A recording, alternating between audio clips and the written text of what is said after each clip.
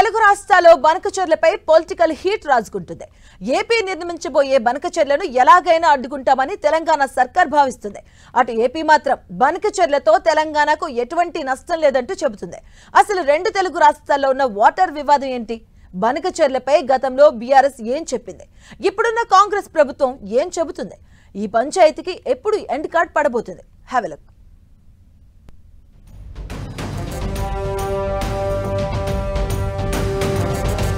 Banakacherla project వివాదం రోజురోజుకు ముదురుతోంది.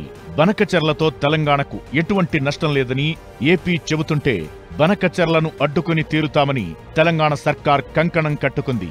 అయితే బనకచెర్ల ప్రాజెక్టు పంచాయతీ తెలంగాణ సర్కార్కు తలనొప్పిగా మారిందనే చెప్పొచ్చు. ఓవైపు ఏపీ సర్కార్ వెనక్కి తగ్గనని చెబుతుంటే మరోవైపు రాష్ట్రంలో బీఆర్ఎస్ నేతలు కూడా కాంగ్రెస్ ప్రభుత్వాన్ని నిలదీస్తున్నారు. దీంతో తెలంగాణలో బనకచెర్లపై బీఆర్ఎస్ వర్సెస్ కాంగ్రెస్ గా మారింది. ఇప్పటికే బీఆర్ఎస్ హయాంలోనే బనకచెర్లకు బీజం పడిందన్న రేవంత్ రెడ్డి ఈ పరిణామాలతో ప్రతిపక్షాలకు స్ట్రాంగ్ కౌంటర్ ఇచ్చేందుకు సీఎం రేవంత్ రెడ్డి తన సైన్యాన్ని సిద్ధం చేస్తున్నారు. ఏపీ తెలంగాణ నీళ్ల పంచాయతీ వచ్చిందంటే చాలు బీఆర్ఎస్ ఒంటి కాలిపై లేస్తుంది.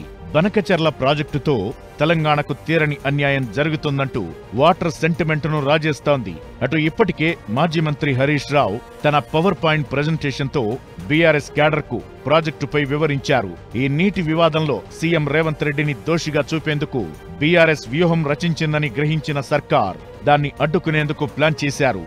ఈ నెల 29న సీఎల్పీ సమావేశం ఏర్పాటు చేసి తరువాత పవర్ పాయింట్ ప్రెజెంటేషన్ ఇవ్వనుంది రేవంత్ సర్కార్.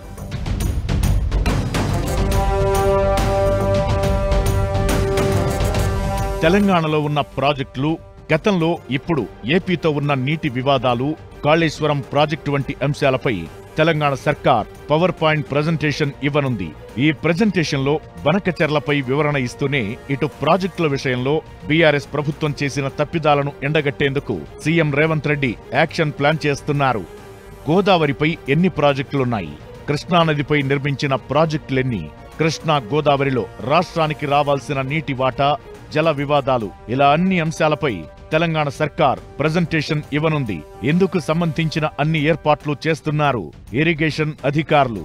కాళేశ్వరం ప్రాజెక్టుపై ఆరోపణలు ఒకవైపు, బనకచెర్ల ప్రాజెక్టు వివాదం మరోవైపు.